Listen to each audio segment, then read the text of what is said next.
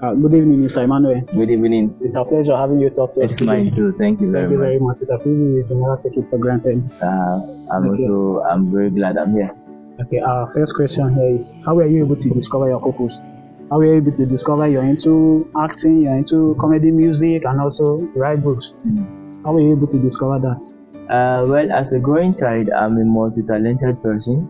Okay. So I discovered I had flair for writing when I was in, I think, around GSS 3, because I do write internal literature for my school then in Kaduna State, Classical International School, Okay. and it's really appreciated by my teachers, and a lot of them encouraged me to keep writing. So as I grew, I had a phone, and I discovered I created some little funny things, and I discovered if I take it a little further, I will be good in YouTube, content creating, and the rest of it. So like that, I created my first YouTube channel. It crashed in 2019 because I didn't manage it properly, as an upcoming child. Yeah. So, but I discovered I had a lot of potentials. I can sing, I can dance, Okay. not like dance commercially, guys. All right. So, but I love writing, I love reading, and I love making people laugh. Generally, like that. Wow. But what was that purpose you're talking about? Because you're into dancing, acting, write books. So what's your main purpose? What's your purpose? Like purpose on earth? Well, if you're asking me who I am really, it will sound to me like you're asking a fish to choose between water and air, because sometimes he can't live without the both of them. I just discovered I have flair for writing, singing, and comedy.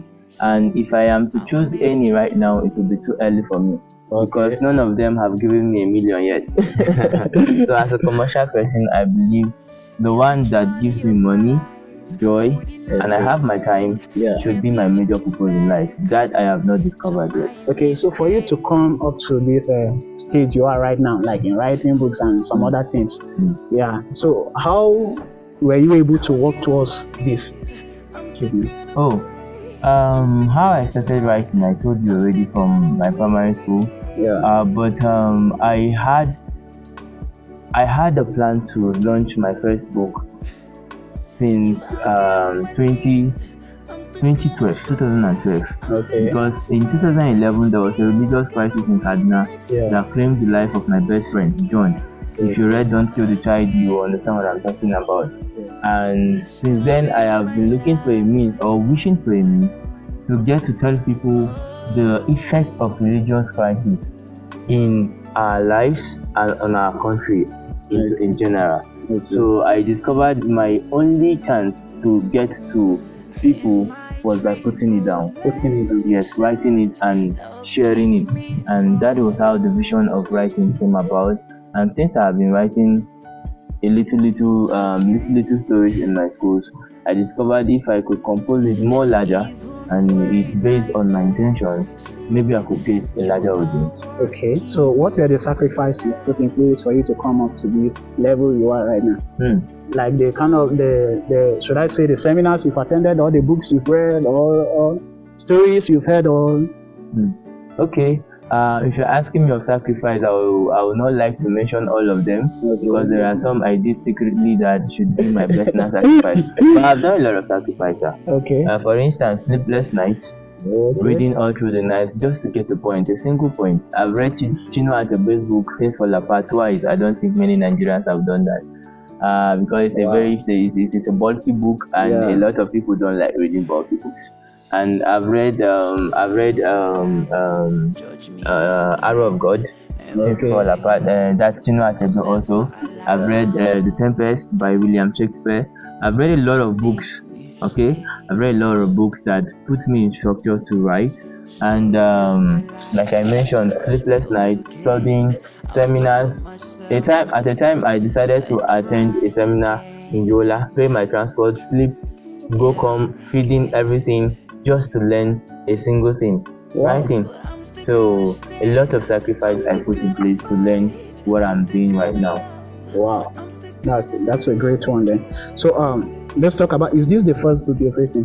No, if you are saying the first book, no, it's not the first book. Okay. But this is the first book I'm launching. Okay, this is Don't the Kill first the Child is the first book I'm launching, but I've written a lot of books, like I told you. I wrote for my school and my primary school. Even when I graduated in SS2, they were still contacting me to write their internal literature for my 5 and 6 exams. Wow. Yeah. So do you have a mentor? Yeah, I have a mentor. Okay, can you tell us about it? It's someone I love and adore so much. I don't like. Alright, okay. I'll mention his name. His name is Limasia Jai from International Rescue Committee. Okay. I got to meet him when I was still working as a security in the organization, and he loved the things I did. He loved me a lot, and then he had a flair also for literature. And he promised me that whatever book I write, he's going to be the first to read it. Wow. And that is how he became my first fan. Wow. that's getting interesting. So how do you build relationship from what you do now? How do you build relationship? Because this is one of the limitations we upcoming artists or we people who have intentions to do these things, you understand? We are afraid, we don't know how to build relationship, we don't know how to meet some persons to tell them about our vision. So in your case, how do you do that? Okay, this is hard in one way and not hard in another way. As a comedian, it's not hard for me to build a relationship because I could just stop a lady or a guy on the road and make them laugh and we are friends. But as a writer, it's hard to build a relationship because it's not everybody, especially in the north, that have flair for reading. So when I meet you and I begin to tell you about a book, you're like, I'm not even eating. What are you telling me about? Okay, so but how I do it is that I look for people who can relate to what I am doing. If I'm writing about religious conflict, I like to get audience that have an experience, maybe Zaria conflict, Kaduna conflict, Kano conflict. One of these conflicts you might have seen probably on TV or you were there yourself, and then these people will be the one to help me push my craft forward. Okay, somebody is telling us what we've experienced. You get what I'm saying? So they can relate. When people can relate to your craft, they will like to promote it. But when it's completely abstract, people may not know what we are trying to say. Wow. So let me ask you this one. What was an inspiration? Like, what could inspire you to write a book like this, Don't Kill the Child? Because I was wondering, like, what could inspire this guy? No, young persons these days, their concerns is money, fame, and all of those things. So, like, what could inspire you to write a book on something like this? I can totally relate to your question because I remember walking around with a copy of my book one day, and then I gave a lady, I said, go and read this book. And then she looked at it and said, I've never committed abortion in my life. Because when she saw Don't Kill the Child, she said, abortion. I've never committed abortion. Well, the child in the context of my book is not just a child, it's a hope of a generation. A growing child. Like I told you, when I was in Kaduna, I saw children being massacred in their number. And I survived by God's grace. I could remember telling my mentor one day, I was running and bullet passed me to go kill somebody in my front. And it was not a soldier that shot it. It was somebody from the other side. You understand what I mean? So Christians are like hunts to the Muslims in Kaduna State then. And Muslims were like hunts to the Christians in Kaduna State then. So when a Muslim guy is angry and the fight is going on, he see a child, he doesn't care. He doesn't care whether the child has a hand in what is making him angry. He just kills the child. And when a child is dead, a generation is dead. So I'm looking at the hope of our country. Where will it be in another 50 years if we continue to kill our children like this? You get what I'm saying? And it's not just our children, our young people, our young adults being massacred in their number just because you feel your religion is superior to mine and I feel mine is superior to yours. I don't think it's necessary. So my book is actually geared or energized towards redirecting our mindsets to know that we as a people, we are one and we cannot keep killing ourselves just because of the belief that came from somewhere else to us. We are first people before we became Christians or Muslims. Wow. It's a very wonderful one. Thank you. So, what is your vision like in the next, like, let's say from now to the next 5 years? Like, in the next 5 years, I want to be big. I see myself very big, and I don't care what it's going to take. I'm ready to pay the sacrifice, read more books, pray more, study more, and have more sleepless night if I don't die. Wow, that's so lovely. So are you open to, let's say, mentorship? If someone is coming to you and be like, Emmanuel, please can you mentor me or teach me this, or can we partner together? And you cannot tell a child to child and that child. Okay, let me make it this way. Okay. Well, I'm still growing. Yeah. But the few I know, I can still teach. Like I've actually attended seminars where I'm the one teaching. Okay. Yeah. I've been invited for some programs where I'm the one educating people. So, but what I'm trying to say is that I am still under mentorship, and my mentor is doing everything possible to build the best out of me. So, but if there is somebody who is interested in knowing a few things that I know, I am very, very open to teaching. Wow, that's a great opportunity. Young people outside there we have. So, the last question here goes this way: how will you advise upcoming writers or upcoming artists to like build up themselves? You know that some persons have this vision, they know that this is what I'm called to do, but they don't know how to develop, they don't know how to build themselves up, or they don't know their left from their right, how to build relationship, who is my mentor, the books to read, you understand? They don't know how to pay that sacrifice. So what would be your advice to them now? Well, there is a major advice to writing. The major advice I will give to anybody who is thinking of writing is, first, discover your genre of writing. Okay. Where are you focusing? The writing market is big.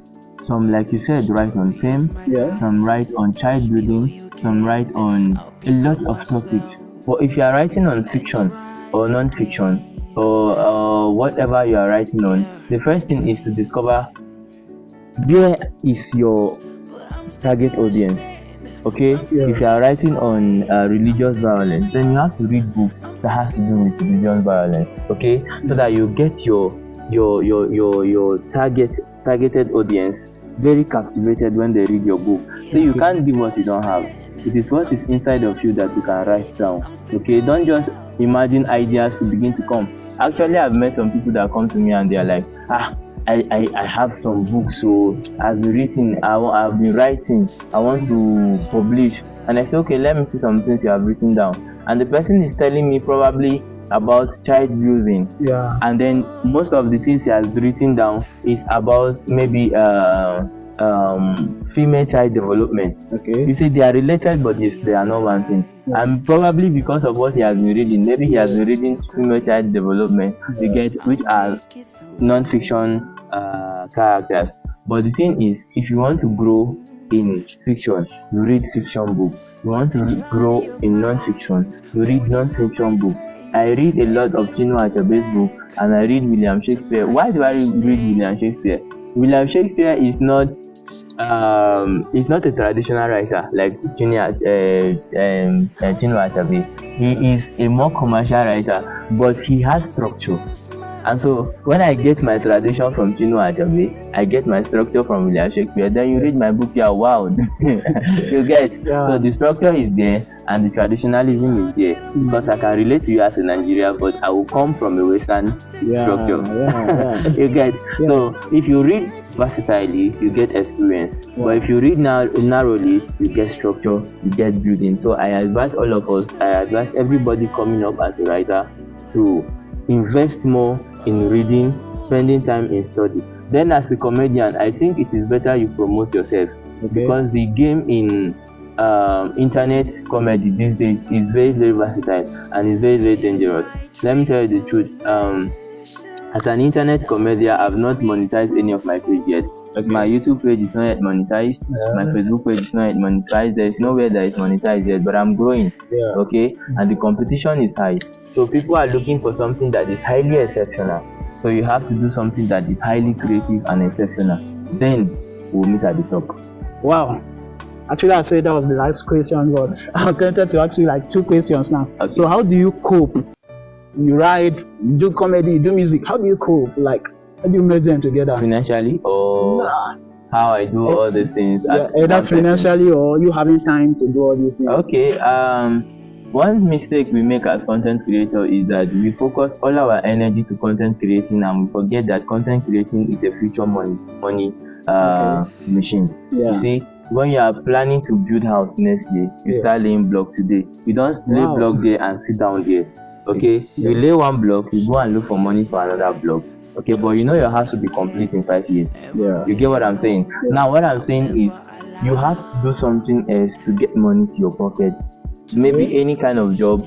As I am like this, by the grace of God, I'm a qualified teacher, trained teacher. I teach, and aside that, I'm a qualified computer literate person. I teach computer, I work computer, data analysis, all this. I do it online, okay, and I get my little change. Okay, so building my career is not hard for me because I know I get change from somewhere. But if you don't get money and you don't have time for yourself and you just focus on content creating, then it's really frustrating. Wow.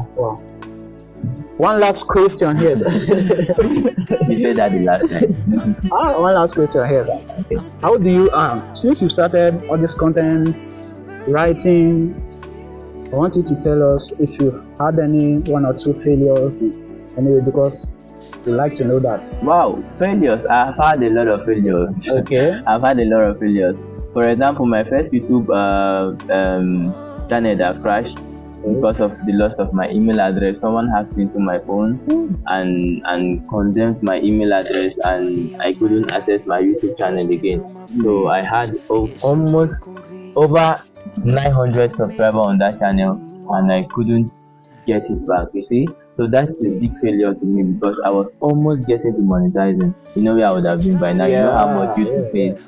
So apart from that, there were times I've written something very good to me, like a good literature I've written and I feel it's very nice. Then I take it to my mentor, he looks, I say, this rubbish, take it away. That could be very discouraging. I've written something I like a lot, and then I'll take it to him, he said, this rubbish, take it away. Don't do this one, forget about it. And I just delete it from my system. Something I've spent maybe a week on, he will say, this is not good, let's do another one. And then I take another one, it looks like, okay, this one is good, wait, let me send it. And most times my jobs, the content I write, my literature books, goes to South Africa for editing first before it comes here. Wow. Yes, because my mentor have taken it upon himself that before we take anything out, we'll first send it to a school in South Africa, and then it is structured to African-based structure. That's why most of my books are African. My next book coming right now is Popolampo. And Popolampo is an African name. Why I think Popolampo is because I want to relate to not just Nigeria, I want to relate to Africa. Now when you come to Africa, the center of Africa I would say is South Africa. So whenever you do something related to the South African religion, Africans can relate. You get. So my mentor takes the book to South Africa, it's edited, and then brings back to Nigeria, and then still re-edit to fit into Nigeria, South Africa, and every other African nation structure. That's why my book can sell anywhere in Africa and even anywhere in the world.